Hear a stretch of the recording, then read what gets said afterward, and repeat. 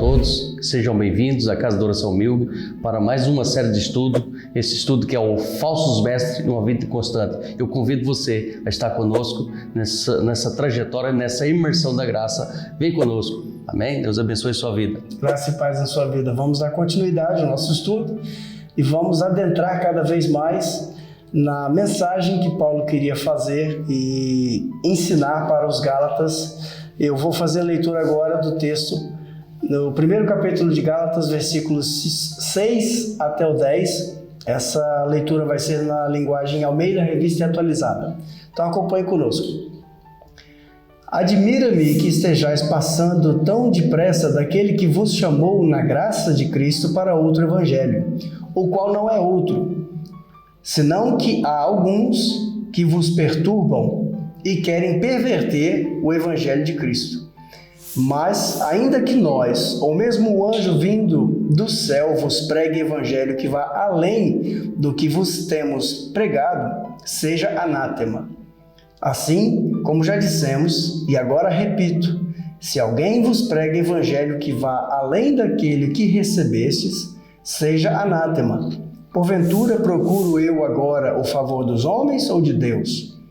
Ou procuro agradar a homens?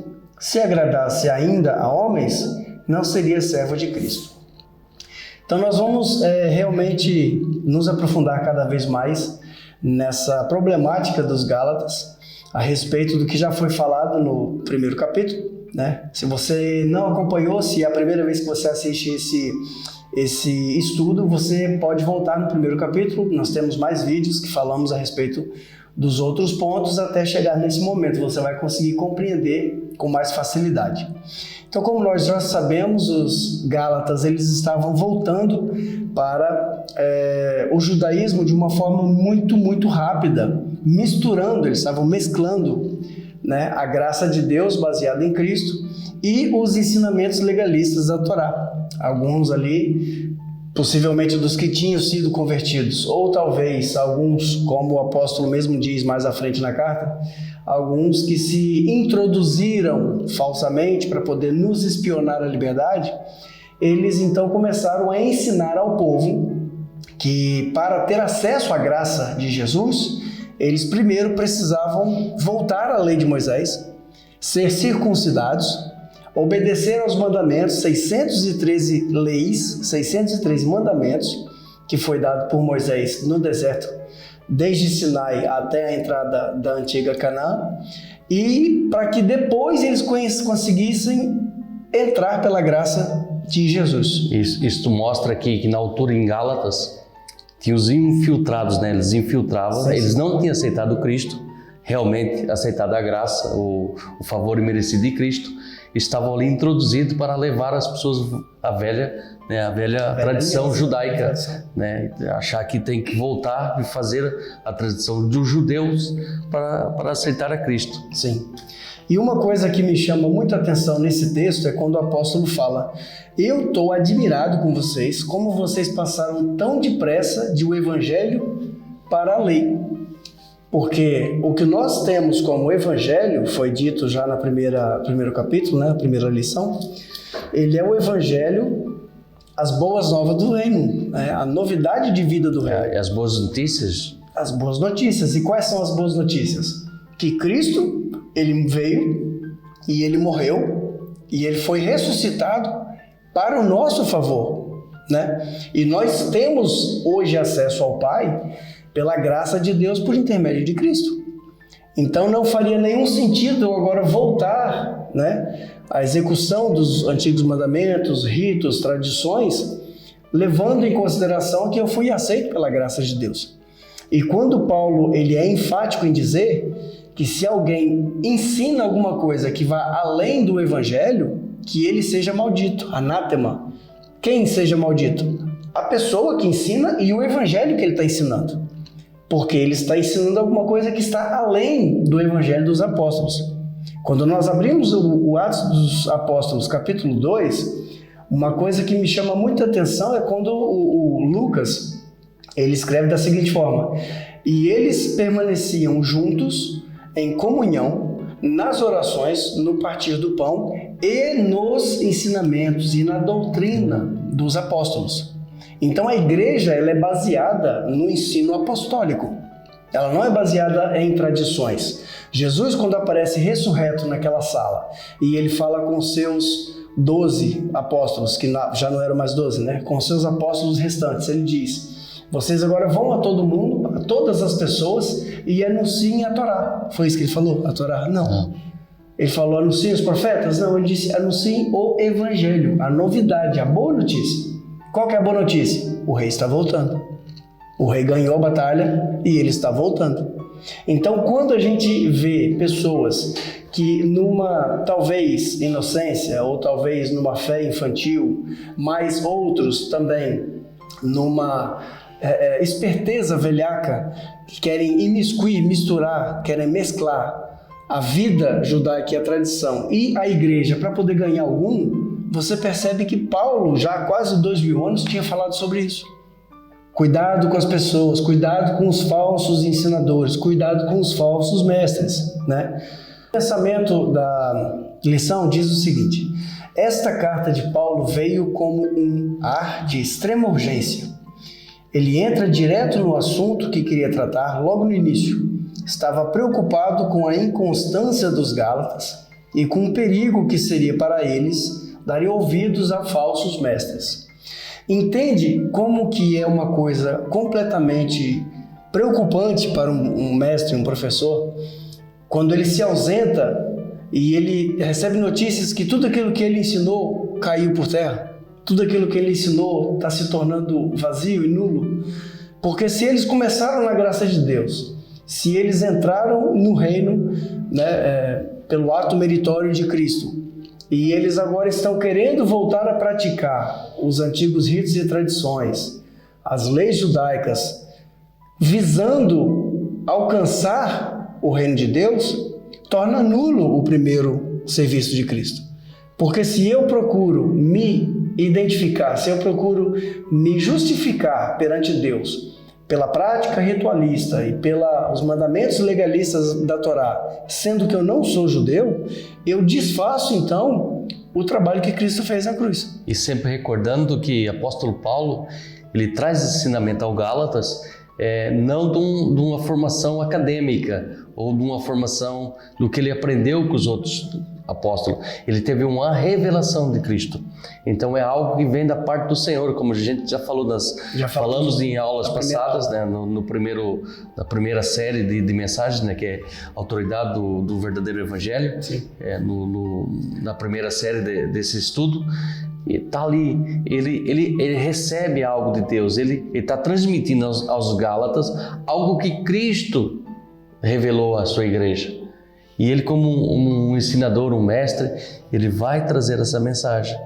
E as pessoas aderem a essa mensagem, recebem essa mensagem do reino, das boas notícias, o evangelho do reino, né? E de repente a introdução desses falsos mestres, desses homens que hoje acontece no século XXI, está acontecendo a mesma coisa. Começa a desvirtuar realmente o que é Cristo na sua essência, porque Cristo, ele prega, a Bíblia prega Cristo, a sua essência, o centro, é a base de tudo. E quando começa a fugir de Cristo e exaltar o homem e Cristo, né? Exatamente. E Cristo exalta o homem e Cristo abaixo. Sim. Isso é falsos mestres no nosso meio. É o que nós temos ouvido muito falar a respeito do evangelho antropocêntrico. Exatamente. Né? Que vem falar sobre a sua vitória, a sua vida, a sua justiça, que você vai ganhar e vai vencer e conquistar, sendo que tudo aquilo que nós temos, assim como diz Efésios, já foi conquistado por Cristo e está na posse de Cristo nas regiões celestiais, sentado ao lado direito de Deus.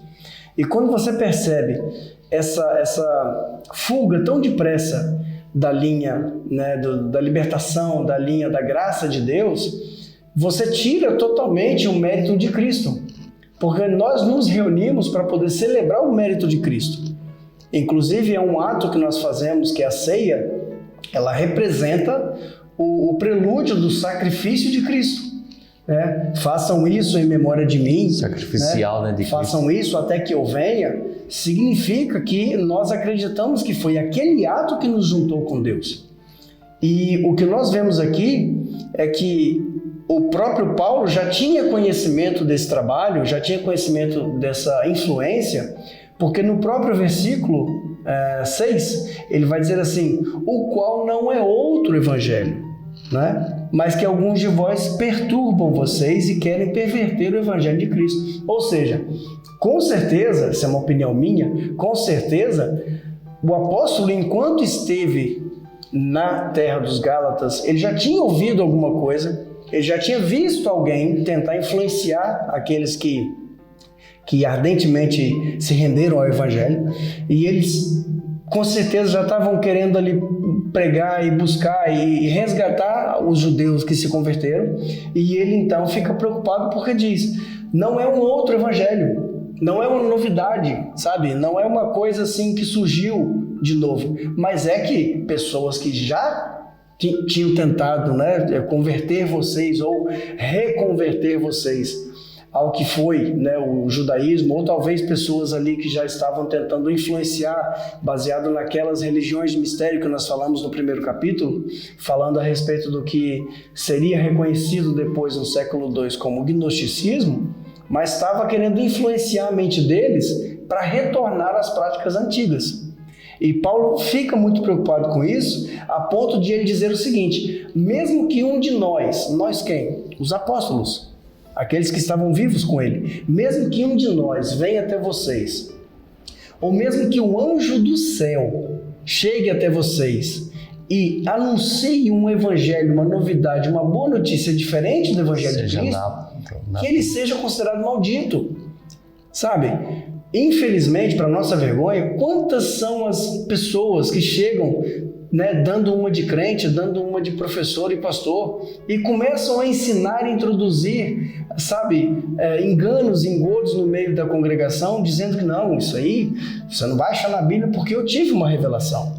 Tem que tomar cuidado com isso. Eu estava no monte, de repente eu vi um anjo, eu estava no meu quarto orando e de repente veio para mim um anjo.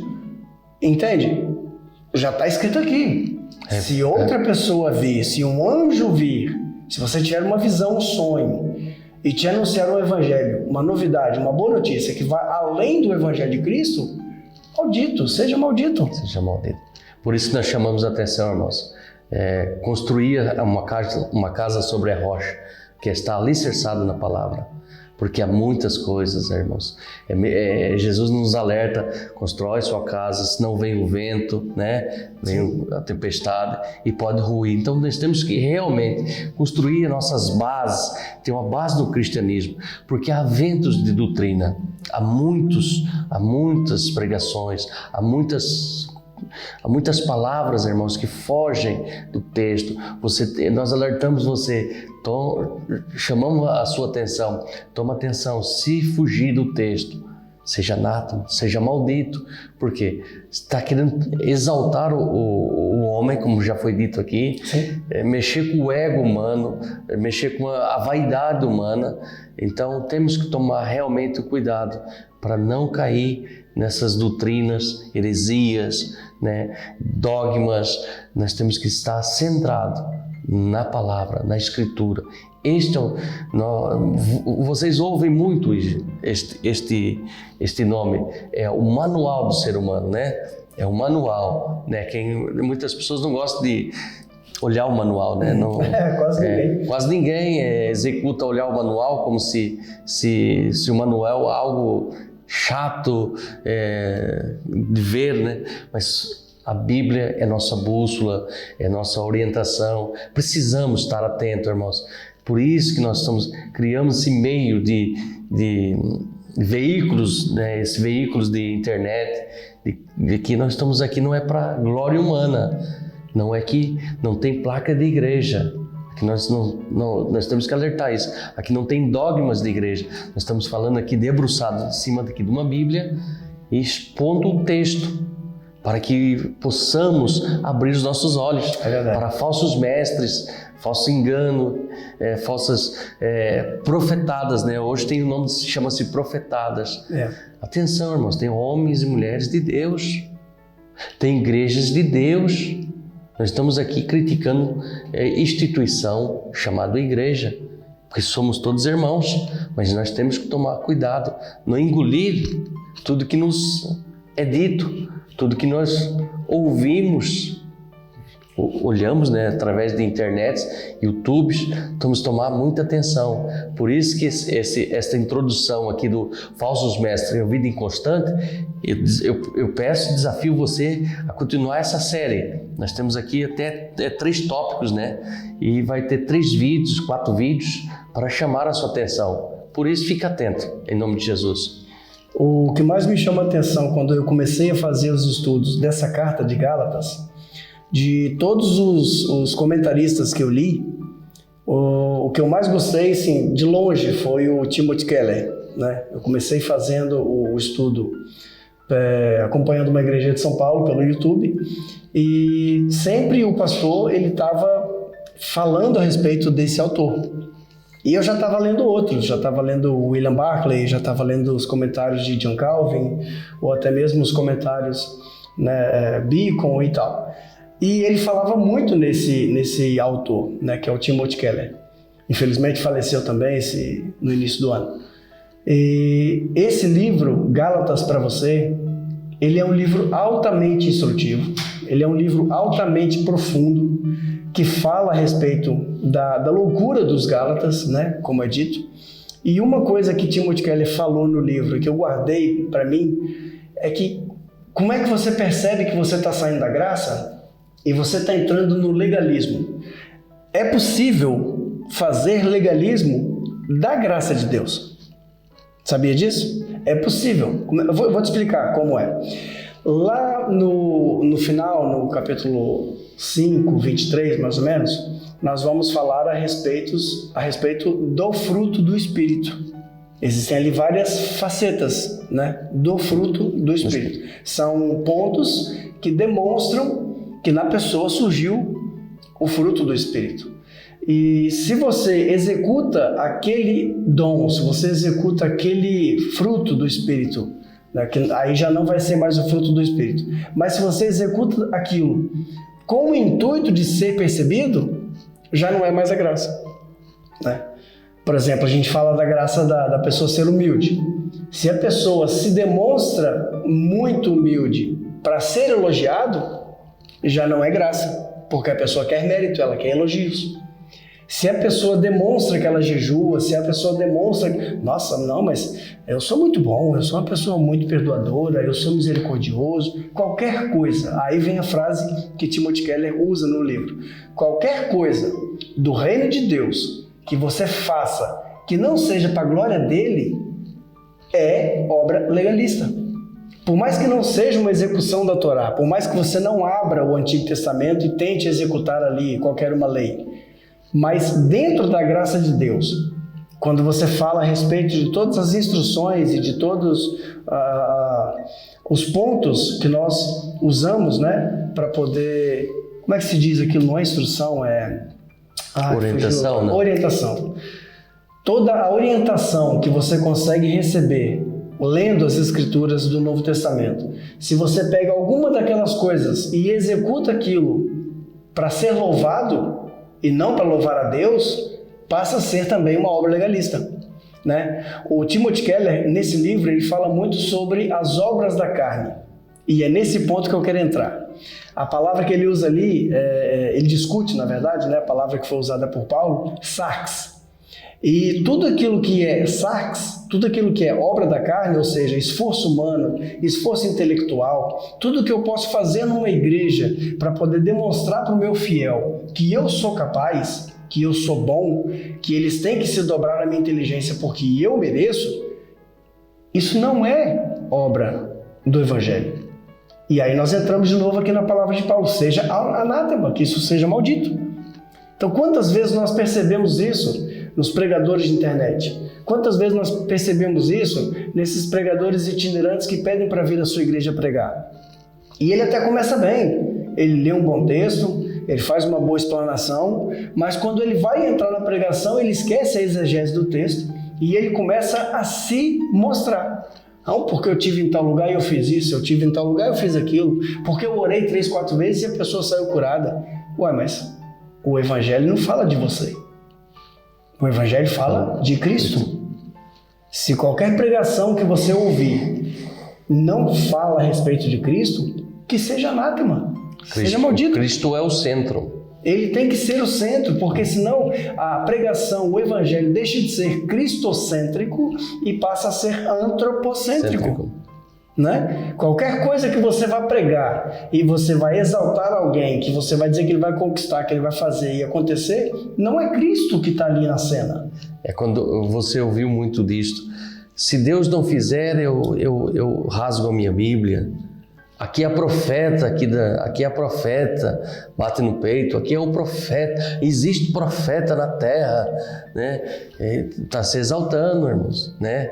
E começam a falar, Deus me usou para isto, me usou para aquilo. Claro que talvez ele quer dar um testemunho e aumentar a sua fé, mas está sempre eu, né? Se coloca na frente. Exato. E é por isso que o apóstolo Paulo vem aqui nos últimos pontos do versículo e ele fala assim: porventura agora eu procuro o favor dos homens ou o favor de Deus?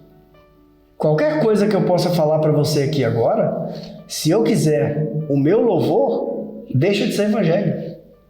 Nossa, como eu falo bem, nossa, como eu ensino legal, como a minha teologia é boa. Deixa de ser evangelho. Sabe? Porque eu preciso ter o apoio, eu preciso ter o favor de Deus. Tudo aquilo que eu faço que aponte para Deus, né? Que Ele cresça e que eu diminua. A ideia é essa. Não tem um louvor? Existe um louvor que Jesus cresça e eu diminua. Exato. Então, o que a gente percebe? Que muitas pessoas hoje, assim como está escrito aqui no texto, ou procuram agradar homens. Tem muitas pessoas que entram em determinada congregação, os pregadores itinerantes são os que mais fazem isso, e tentam cativar pessoas e pregar coisas boas e massagear o ego das pessoas, porque exatamente querem agradar os homens, não querem agradar a Deus, sabe? Quando você faz uma pregação em Gênesis capítulo 3 e você diz: a terra é maldita por sua culpa, você é culpado, né? Nós pecamos por causa de Adão, nós somos pecadores, nós precisamos de arrependimento. Aí a igreja esfria. Lógico que esfria, mas é para esfriar mesmo. É uma pregação de confronto. O evangelho que não te confronta, o evangelho que não te muda, ele é o evangelho que não te salva. A palavra de Cristo, ela é uma palavra confrontadora. Atenção, não estou dizendo aqui que o pregador tem direito a massacrar a igreja. Exortar aquela... Não é a minha palavra ou o jeito que eu prego de bater na mesa e fazer a pessoa ficar com medo. Mas é simplesmente eu pregar o fato exegético, escrito, do jeito que está ali na palavra, o Espírito de Deus é que vai confrontar aquela pessoa. Sabe? Eu não preciso saber da vida do irmão e jogar indireta para ele para que ele venha se consertar. Não preciso. Exatamente. Se eu pregar o evangelho, se eu fizer com que a palavra que está escrita seja a mesma palavra que seja explicada, aquela pessoa vai entender a mensagem. Exato. E quem convence é o Espírito Santo. Quem convence é o Espírito Santo, exatamente. E muito interessante que esta carta Paulo veio dar com extrema urgência. Olha a situação que os Gálatas estavam vivendo na altura. Aí, os infiltrados levando outro evangelho, né? E veja como esta carta ainda é atual. É totalmente atualizada. Passa século 1, 2, 3, 4, 5, 20, 50 e século 21. Né? E se Jesus voltar, o século 50 também vai continuar sendo igual. Então, por isso nós temos que estar muito bem atentos, irmãos. Muito bem atentos. Nós temos que deixar e tomar atenção, colocar Cristo na nossa frente. Nós oramos e falamos muito com Deus e colocamos a nossa vida na direção de Deus, mas quando nós ouvimos umas pregações que E você vai ter a vitória, e você vai conquistar, você nasceu para conquistar. Irmãos, isso já está decretado em Efésios. Jesus já nos deu as bênçãos, está sentado à direita do Pai. Se nós entendermos o que realmente Cristo, para já Deus, na sua ressurreição, Ele nos oferece uma vida eterna com o Pai, porque isso é passageiro, né? Isso vai passar. Mas se nós entendêssemos realmente as bênçãos que Deus, nós estamos no favor de Deus, né? Naquele tempo os judeus viviam um ano no favor de Deus. Deus multiplicava a terra, dava o alimento, vivia nesse favor de Deus, e todo ano tem que fazer o Yom Kippur, que por acaso aconteceu agora. Exato. Todo ano eles tinham que fazer, levaram lá fazer o sacrifício, o perdão, para estar no favor de Deus. E agora nós estamos no favor de Deus definitivo, porque Ele é o Cordeiro definitivo. Ele é o sumo sacerdote definitivo e aceitou levou os nossos pecados, né? Ele levou os nossos pecados. E então nós estamos justificados por Cristo. Então, nós estamos aqui no favor dele. Ele sabe todas as coisas, se eu vou prosperar, se eu vou ter bênçãos, porque o sol nasce para todos. Exatamente. Ele nasce para os justos e para os injustos, né? Mas se eu ficar com os braços cruzados, esperando cair do céu o maná, isso foi no deserto, né? E foi para outro povo, foi para os judeus, que eles precisavam naquela altura, porque no deserto não há nada. Mas eu estou passando por esse deserto. Com Deus vai passar totalmente diferente, tendo a certeza e a convicção que Deus está com você nos momentos da aflição, no momento da peleja, no momento da maior adversidade que você está passando. Por isso, não se deixe cair, irmãos, por palavras, pregações vãs que vão você está passando por um deserto, talvez uma situação muito delicada, né? E vem uma palavra que vai te animar, vem da parte mas é fora de contexto, e você entra numa decepção. Você fica chateado com a igreja, o corpo de Cristo. Por quê?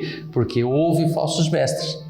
E sabe o que eu acho fascinante nesse versículo 6 e 7?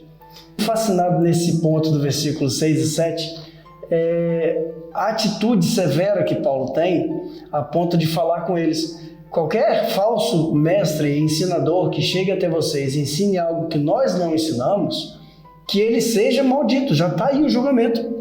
Que seja maldito a pessoa e o evangelho que é ensinado. O problema que nós temos hoje, e isso é uma fenda que está passando muita sujeira para dentro da igreja, é você não ter mais a condição de julgar o pregador e você não ter mais a condição de alertar as pessoas que serão vítimas de um engodo, sabe? Porque eles pegam aquela ideia do não julgueis e esquecem de ler o resto do versículo. Porque o versículo fala: não julgueis segundo a vossa vista, segundo o seu jeito de ver, mas julgai segundo a reta justiça. Nós somos instruídos a julgar. O problema é que as pessoas cometem o erro de parar o versículo no meio e aí botam essa frase no Facebook, causa um impacto. O impacto. E aí depois entram os falsos mestres: ah, mas poxa, vamos orar por eles. Não, irmãos, não vamos orar por eles.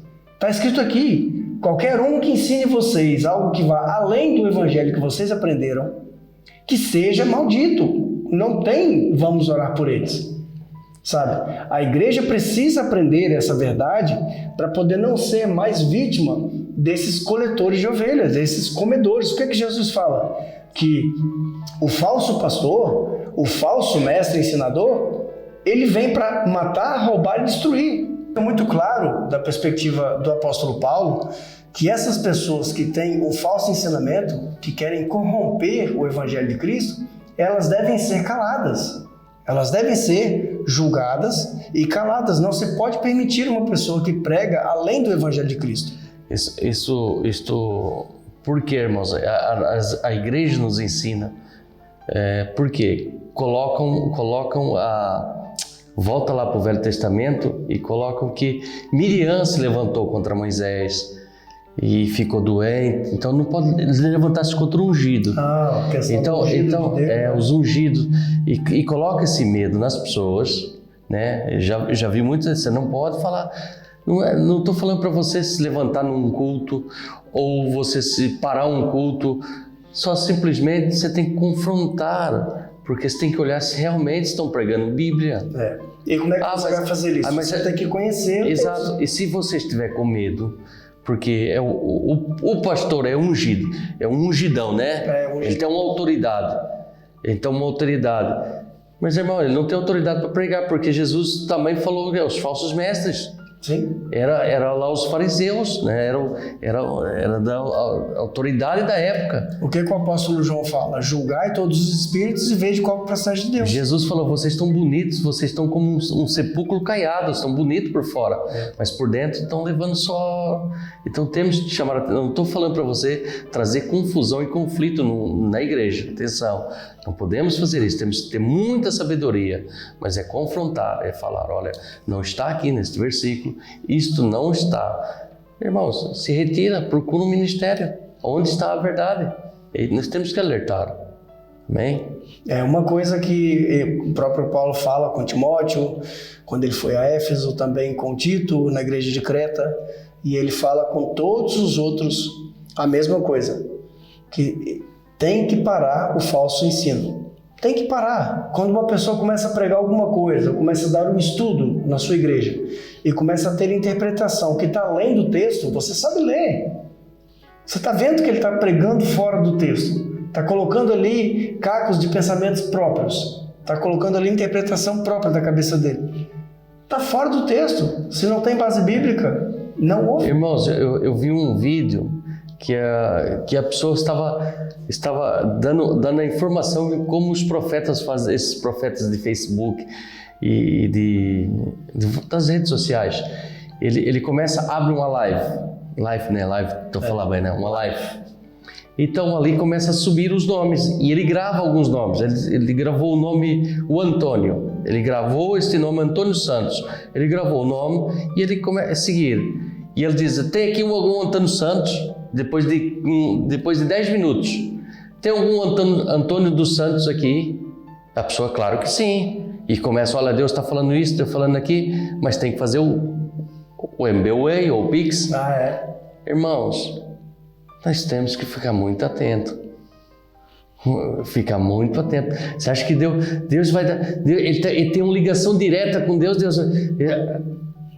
Existe profeta, existem pessoas que trazem revelação de Deus, não é isso? Existem homens de Deus na terra. Exato. Mas tudo tem que passar pelo escrutínio da igreja. Tudo tem que ser julgado e analisado. Não podemos receber qualquer pessoa que começa a falar em língua estranha e você vai assimilar o que ele está falando e você vai aceitar que ele coloca a mão na tua cabeça. Certo? É por isso que é muito interessante você estudar, você ler a Bíblia, leia outras versões, procure uma Bíblia comentada, procure uma Bíblia de estudo. Se você tem vontade, tem interesse, faça um curso de teologia e vai aumentando assim a sua capacidade de você se defender contra essas pessoas. Nós estamos falando isso porque nós conhecemos o Baco. A gente sabe como é que é as coisas. E é muito interessante que você consiga captar essas mensagens, porque se você só lê a palavra nos minutos que você vai à igreja, é a mesma coisa. Se você só toma água no domingo, você vai morrer de sede. Se você só bebe um copinho de água no domingo de manhã e um copinho de água no domingo à tarde, você vai passar a semana inteira com sede. A Bíblia é a mesma coisa. Você não pode esperar uma semana inteira para você ler 2 versículos na igreja. Leia, estude, confronte ideias. Muito interessante que você pode observar é que os judeus, quando eles estudam a palavra, eles leem e eles estudam em duplas, de forma que geralmente são colocadas pessoas que pensam de forma contrária. E um questiona uma coisa, questiona outra, não é para causar briga, não é para causar discussão, mas é que para que as ideias possam aparecer. Por que isso é assim? Por que está escrito assim? Por que Paulo só falou do véu na igreja de Corinto? Por que Paulo só falou para poder auxiliar os pregadores na igreja de Gálatas? Sabe? Tem que ter um diálogo. O problema todo é que essa ideia de não toqueis nos ungidos de Deus, não pode falar nada contra o pastor da cobertura espiritual. Isso foi inculcado na cabeça das pessoas, e aí o clero e o leigo fica separado. Você que quer nos acompanhar esse estudo, vamos encerrar este vídeo, e nesta série de vídeos, os falsos mestres e uma vida inconstante. Eu convido você a estar no próximo vídeo e compartilha, seja um compartilhador, leva essa palavra não humana, mas a palavra do Senhor. O apóstolo Paulo nos deixou essa carta aos Gálatas, traz um ensinamento aos Gálatas, não só aos Gálatas, mas a toda a sua igreja. Então seja um compartilhador, envia e compartilha, faça chegar muito mais pessoas, amém? E se que você quiser receber o primeiro módulo que está aí da série da Autoridade do Verdadeiro Evangelho, vai nas nossas redes sociais aqui, né? Vai estar aqui as nossas redes sociais, no link na descrição desse vídeo, e nós enviamos gratuitamente a você. Chega esse estudo gratuitamente para você nos acompanhar, talvez olhando e vendo cada versículo, cada tópico. Claro, assim você vai estar com o virtual, né? Essa apostila virtual, amém? Deus abençoe a sua vida. Até a próxima, se Deus quiser. Deus abençoe a sua vida, amém?